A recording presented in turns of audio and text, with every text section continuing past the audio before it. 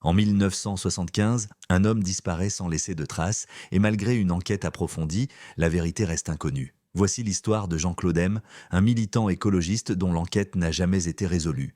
Les faits, Jean-Claude M., un professeur de 32 ans, disparaît en novembre 1975 après avoir quitté son domicile à Clermont-Ferrand. Sa voiture est retrouvée 3 jours plus tard sur une route isolée. Mais lui, il reste introuvable. La version officielle? Une disparition volontaire, mais tout ne s'est pas passé aussi simplement. L'enquête commence, la police lance une enquête, mais rapidement, des rumeurs circulent. Jean-Claude M. était-il surveillé par les services secrets? Pourquoi aucune piste solide n'a jamais été suivie? Des témoins affirment l'avoir vu discuter avec 2 hommes en civil avant sa disparition.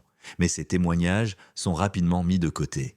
Les zones d'ombre, les pistes politiques semblent gênantes pour l'enquête. Jean-Claude dénonçait les pratiques polluantes des industries locales et certains pensent qu'il a peut-être été victime d'un complot. Pourtant, les autorités maintiennent que tout est sous contrôle et l'affaire est rapidement oubliée. Affaire étouffée, en 1976, un journaliste indépendant relance l'affaire, mais son article est rapidement censuré. L'enquête semble être une affaire étouffée et au fil des ans, l'histoire de Jean-Claude M disparaît dans l'oubli. Pourtant, des décennies plus tard, des questions demeurent. Des questions sans réponse, aujourd'hui encore, on ne sait pas ce qui est arrivé à Jean-Claude M.